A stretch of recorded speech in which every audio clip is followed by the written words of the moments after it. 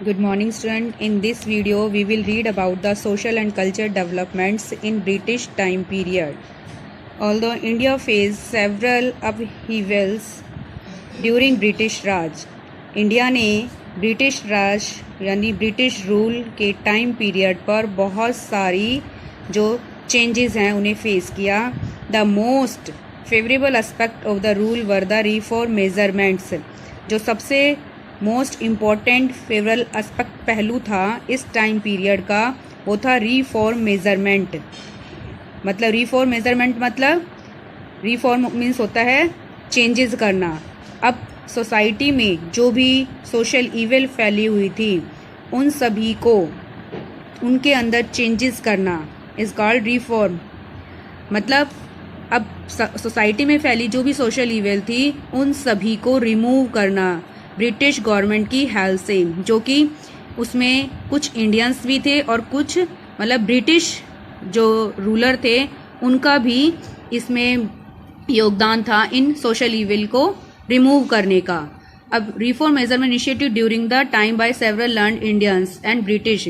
मतलब कुछ बहुत से जो इंडियंस मतलब भारतीय विद्वान थे और ब्रिटिश उन सभी ने मिलकर सोसाइटी में फैली इविल को रिमूव करने के लिए स्टेप उठाए. अब उनमें से जो रिफॉर्मर थे Raja Ram Mohan Roy, Dayanand Saraswati, Vidyasagar and Annie Besant etcetera. These all are reformer. Significant legislation passed by the British like banning of sati.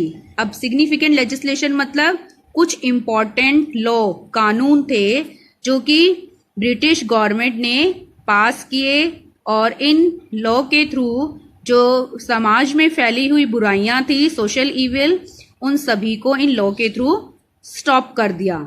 Like banning of Sati. Sati means ये एक सिस्टम था सती प्रथा.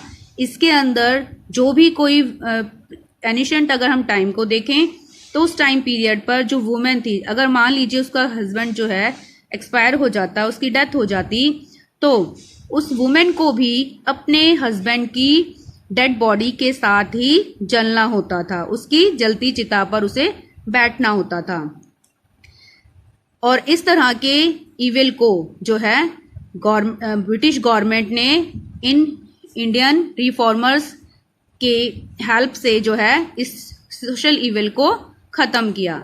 Preventing child marriage. मतलब पहले क्या था कि जो चाइल्ड थे उनकी ही मतलब बच्चों की जल्दी ही कम उम्र में ही उनकी शादी कर दी जाती थी. तो इसको भी प्रिवेंट रोकने के लिए ब्रिटिश गवर्नमेंट ने कुछ जो है रूल बनाए. Educating a girl child. अब पास्ट की अगर हम बात करें तो जो गर्ल चाइल्ड थी उन्हें एजुकेशन का कोई राइट नहीं था, तो इसको सपोर्ट करने के लिए इस तरह के लॉ बनाए कि जो गर्ल्स हैं उन्हें भी मतलब एजुकेशन का राइट मिले. Initiating window remarriage. पहले क्या था अगर कोई मान लीजिए किसी वुमेन का हस्बैंड जो है एक्सपायर हो जाता तो विडो होने पर उसको दोबारा मैरिज करने का कोई राइट नहीं था. लेकिन हमारे जो ये रिफॉर्मर थे इनकी हेल्प की वजह से इनके मतलब इस तरह के इनिशिएटिव स्टेप्स की वजह से ही जो विडो हैं उनको भी रीमैरिज का एक राइट मिल गया. Brought a significant change in the mindset of the people of that time. इस टाइम पीरियड पर लोगों इन रिफॉर्मर्स ने ब्रिटिश गवर्नमेंट की हेल्प से लोगों के जो माइंड थे उनको मतलब कुछ माइंड सेट किया उनका, लोगों को इस सामाजिक बुराई से बाहर निकाला. This positive change in people's mind set inspired them to act against these curses. अब पॉजिटिव इस चेंज ने लोगों के माइंड को जो है मोटिवेट किया कि इस कर्सेज मतलब इस अभिशाप जो ये बनी हुई सोशल इविल जो अभिशाप बनी हुई थी हमारे देश के लिए, तो उन सभी को जिनको मतलब जिनकी वजह से पूरी सोसाइटी जो है युगों युगों से मुसीबत और परेशानियों को फेस कर रही थी उन सभी को खत्म किया गया. And spoiling their lives. जिसकी वजह से लोगों के जो जीवन थे वो भी स्पॉइल हो जाते थे. Specially the lives of women. Specially अगर हम देखें तो वुमेन्स जो थी उनकी लाइफ पूरी तरह से स्पॉइल मतलब नष्ट हो जाती थी. इन सोशल इविल का इफेक्ट सबसे ज़्यादा इन वुमेन्स की लाइफ पर पड़ता था. अब इन रिफॉर्मर की वजह से इस तरह की सोशल इविल को पूरी तरह से सोसाइटी से खत्म कर दिया गया। In order to run the different levels of administration in their rule, the British made serious efforts to uplift the education in India that eventually ended up giving birth to English educated middle society. अब British rule time period पर जब अगर हम यहाँ के administration को देखें British rule के, तो जो ब्रिटिश जो थे उन्होंने कुछ एफर्ट्स किए कि वो इंडिया को एजुकेट कर सके, इंडिया के अंदर एजुकेशन को अपलिफ्ट करने के लिए, उसके लेवल को ऊपर उठाने के लिए बहुत से उन्होंने एफर्ट्स किए।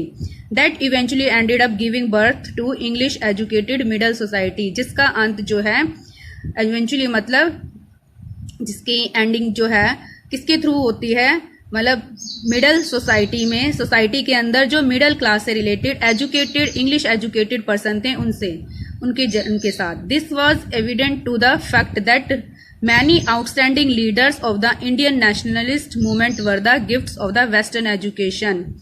अब अगर हम देखें फैक्ट क्या है कि जो लीडर्स हमें मिले of the Indian nationalist movement, Indian nationalist movement के लिए जो हमें लीडर मिले वो कहीं ना कहीं किसकी वजह से हमें मिले, किसका वो एक गिफ्ट माना जाता है, वेस्टर्न एजुकेशन का, इंसेप्टेड बाय द ब्रिटिश, जो कि ब्रिटिश गवर्नमेंट के थ्रू स्टार्ट की गई थी।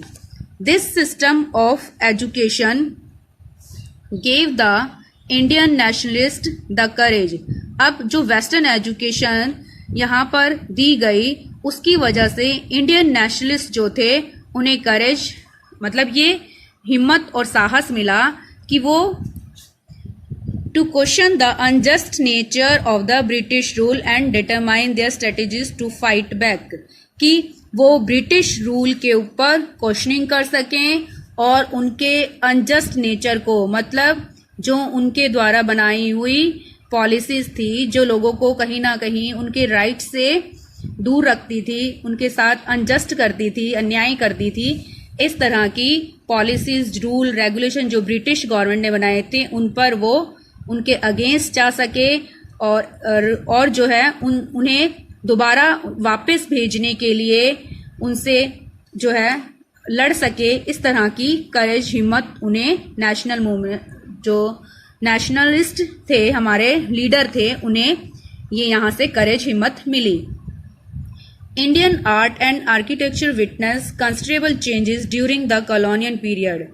अब अगर हम कॉलोनियल पीरियड के अंदर देखें तो इंडिया की जो आर्ट, आर्किटेक्चरल, जो यहाँ का बिल्डिंग कंस्ट्रक्शन का जो स्टाइल था, that is called architecture, witness considerable changes. इसके अंदर भी मतलब आर्ट और आर्किटेक्चर जो चेंजेस था वो भी इस टाइम पीरियड पर हुआ by a unique blend of Indian and European style. मतलब आर्ट और आर्किटेक्चर स्टाइल के अंदर जो एक मिक्सचर हमें देखने को मिला वो यूरोपियन और इंडियन दोनों स्टाइल को मिलाकर एक न्यू स्टाइल जो है हमें यहाँ इन आर्ट और आर्किटेक्चर के अंदर देखने को मिला।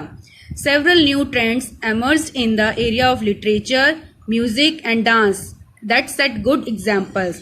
अब इनके अलावा लिटरेचर, म्यूजिक और डांस इन फॉर्म्स में भी हमें यहाँ पर कुछ चेंजेस देखने को मिले, जो कि एक गुड एग्जाम्पल है कि किस तरह से ब्रिटिश रूल टाइम पीरियड पर यहाँ के सोशल और कल्चर में भी चेंजेस आए। Thank you, have a nice day. Lesson is completed.